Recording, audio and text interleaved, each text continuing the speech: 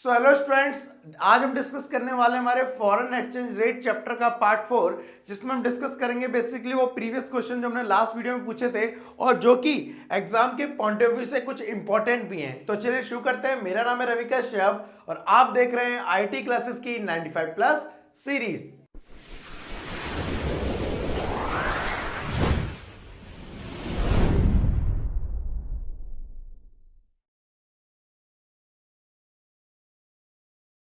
तो student, last class में last part में मैंने कुछ क्वेश्चन किए थे आपसे। क्वेश्चन क्या थे, मैंने बच्चों से पूछा था कि आपको ये बताना मेरे को कि जो हमारा डेप्रिसिएशन ऑफ मनी है, मूल्यह्रास, और डीवैल्यूएशन ऑफ मनी है, उसमें अंतर क्या है। तो यहाँ पर कई सारे बच्चों ने हिंदी में मतलब आंसर लिखा है, जिसमें से टोटल हिंदी ने भी सही लिखा है आंसर यहाँ पर, ठीक है। और भी कई सारे बच्चे जिन्होंने यहाँ पर कमेंट किया था और आंसर बताया था। यहाँ पे अंतरा ने भी आंसर लिखा है, ठीक है। और बहुत सारे बच्चों ने यहाँ पर आंसर किया है। तो अब मैं आपको बता दूं उन सभी का आंसर में क्या कॉमन था, बता देते हैं। देखिए, डीवैल्यूएशन ऑफ मनी कब होता है आप, और डेप्रिसिएशन ऑफ मनी कब होता है, मींस मुद्रा का मूल्यह्रास और मुद्रा का मूल्यन कब होता है। सबसे पहले आपको बता दूं, जब करेंसी क्या होता है, दो तरह के एक्सचेंज रेट से डिसाइड होती है, एक तो फिक्स एक्सचेंज रेट और एक फ्लेक्सिबल एक्सचेंज रेट। फिक्स मतलब स्थिर विनिमय दर प्रणाली, जिसमें विनिमय दर कौन डिसाइड कर रहा है, सरकार कर रही है। और सरकार के विनिमय दर निर्धारित करने पर, मान लो $1 है कितने का, 70 रुपए का, वो अब क्या कहते हैं हो जाता है 50 रुपए का। तो ये तो हमारी मुद्रा बढ़ गई। लेकिन अगर हमारा ही करेंसी ये हो जाए 60 से कितना, 70 से कितना, 80 हो जाए, और एक्सचेंज रेट कौन सा चल रहा था, फिक्स्ड। फिक्स्ड मतलब स्थिर वाला, ठीक है। तो अब अगर हमारी करेंसी की वैल्यू घटी है तो उसे बोलेंगे हम यहां पर क्या, डीवैल्यूएशन ऑफ मनी, मुद्रा का अवमूल्यन होना, ठीक है। मुद्रा का अवमूल्यन होना, मुद्रा की वैल्यू घट जाना, किसके अंदर, फिक्स एक्सचेंज रेट, स्थिर विनिमय दर प्रणाली के अंदर। और अगर यही चीज होती है, मान लो हमारा डॉलर को अब हमें ज्यादा पे करना पड़ा, पहले 70 का था $1, अब 80 का हो गया, तो हमें ज्यादा करेंसी पे करनी पड़ेगी, मतलब हमारी करेंसी कमजोर हो गई। लेकिन विनिमय दर कौन सी चल रही थी, नम्य वाली, मींस फ्लेक्सिबल। तो इस केस में उसे बोलेंगे depreciation of money. Depreciation of money. तो देखिए, डीवैल्यूएशन और डेप्रिसिएशन में सिंपल सा अंतर हो गया। अगर फ्लेक्सिबल वाला एक्सचेंज रेट चल रहा है और हमारी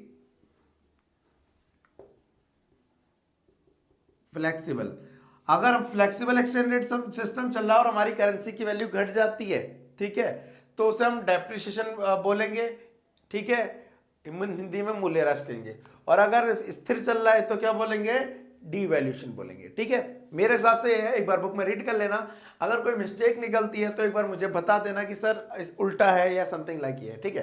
पहला क्वेश्चन तो मैंने आपसे ये पूछा था। दूसरा एक और क्वेश्चन मैंने डिस्कस किया था आपसे और पूछा था, जिसका आंसर शायद ही किसी ने मेरे को करा है कमेंट्स में।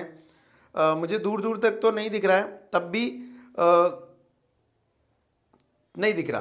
तो क्वेश्चन क्या था, क्वेश्चन मैंने पूछा था कि अगर हमारी करेंसी का डीवैल्यूएशन, या आप डेप्रिसिएशन बोल दीजिए, डेप्रिसिएशन ऑफ मनी हुआ है, मतलब हमारी करेंसी घट गई है, और या हमारी करेंसी बढ़ गई है, तो उसका हमारी नेशनल इनकम पे क्या इफेक्ट पड़ेगा। अब जनरली अगर मैं बात करूं ना इसकी, देखो, डेप्रिसिएशन ऑफ मनी, अभी हम दोनों को एक ही मान लेते हैं, मतलब करेंसी घटना है ना, और मतलब भी दोनों का करेंसी घटना ही होता है।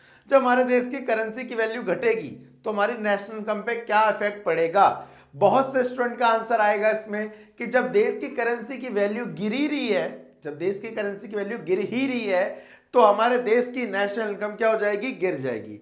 लेकिन आपकी जानकारी के लिए बता दूं, ऐसा नहीं है, इसका उल्टा होगा, हमारे देश की नेशनल इनकम बढ़ जाएगी, ठीक है। अब ऐसा क्यों होगा, जनरली सोचिए। देखिए, अब आप इंडियन है, मैं अमेरिकन हूं, एग्जाम्पल के लिए समझा रहा हूं, मैं अमेरिकन, आप इंडियन। तो अब हुआ क्या, पहले $1 था कितने रुपए का, 70 का, अब $1 हो गया 80 रुपए का।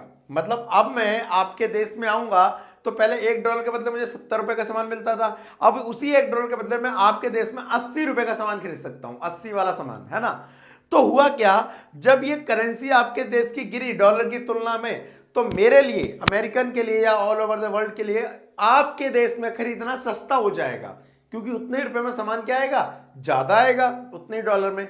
तो मैं क्या करूंगा, अब आपसे खरीदना ज्यादा कर दूंगा। क्यों? क्योंकि मेरे को वहां से आपसे इंपोर्ट करना, और आप क्या कर रहे हैं, मैं इंपोर्ट कर रहा हूं आपसे, तो आप मेरे को एक्सपोर्ट कर रहे हैं, आप इंडियन है ना। तो मुझे सस्ता पड़ रहा है, क्योंकि मेरे बहुत सारे पैसे जो हैं वो इंडिया करेंसी की तुलना में बहुत ज्यादा मजबूत है। तो मैं इंडिया से क्या करूंगा, ज्यादा सामान खरीदने लग जाऊंगा। इंडिया से ज्यादा सामान खरीदूंगा तो इंडिया की नेशनल इनकम क्या हो जाएगी, बढ़ जाएगी, जस्ट बिकॉज ऑफ उसके एक्सपोर्ट बढ़ जाएंगे। तो पेपर में ऐसा भी आ सकता है कि डिवैल्यूएशन ऑफ मनी से इंपोर्ट एक्सपोर्ट पे क्या इफेक्ट पड़ता है, और डिवैल्यूएशन ऑफ मनी से इसके ऊपर, या डेप्रिसिएशन ऑफ मनी से इंपोर्ट एक्सपोर्ट पे क्या इफेक्ट पड़ता है, और नेशनल इनकम पे क्या पड़ता है। इसका अपोजिट डिस्कस कर लेते हैं कि अगर हमारी करेंसी का एप्रिसिएशन हो जाए, एप्रिसिएशन मतलब हमारी करेंसी क्या हो जाए, मजबूत हो जाए। अब मजबूत होने की स्थिति में क्या होगा, हमारी करेंसी में एग्जांपल के लिए जो अभी 70 है वो हो गई $1 इज इक्वल टू 40 रुपए मान के चलते हैं। तो अब फॉरेनर को इंडिया से खरीदना महंगा पड़ेगा, क्योंकि पहले वो $1 में 80 रुपए तक का सामान ले सकते थे, 70 रुपए तक का सामान ले सकते थे। लेकिन क्योंकि अब हमारी करेंसी मजबूत हो गई है, तो उन लोगों को इंडिया से खरीदना क्या पड़ेगा, महंगा पड़ेगा। इसलिए वो इंडिया से सामान खरीदना कम कर देंगे, कहीं और खरीदने लग जाएंगे, है ना। तो इससे क्या होगा, इंडिया के एक्सपोर्ट्स में कमी आएगी। अब इंडिया के जब बाहरी एक्सपोर्ट्स कम हो गए तो होगा क्या, उसके निर्यात कम होने से उसकी देश की नेशनल इनकम भी, राष्ट्रीय आय भी क्या हो जाएगी, कम हो जाएगी। तो बेसिकली ये कुछ क्वेश्चन थे, ठीक है, जो आपको याद करने हैं कि उससे क्या इफेक्ट पड़ेगा इंपोर्ट एक्सपोर्ट पे, और साथ ही क्या इफेक्ट पड़ेगा नेशनल इनकम पे। वेल, मेरी तरफ से फॉरेन एक्सचेंज रेट चैप्टर में इतना ही था। अगर इससे रिलेटेड अगर कोई भी डाउट रह गया हो या कोई टॉपिक्स रह गया हो तो प्लीज कमेंट्स में बता देना, ठीक है। कमेंट में बता दोगे तो साथ मैं उसे लाइव सेशन आपके साथ क्लियर कर लूंगा। वेल, आज वाले पार्ट में सारा यहाँ पे खत्म होता है हमारा फॉरेन एक्सचेंज रेट चैप्टर। उसके बाद हम डिस्कस करेंगे बैलेंस ऑफ पेमेंट। तो मिलता है अगली क्लास में। आज के लिए thank you, tata and bye bye.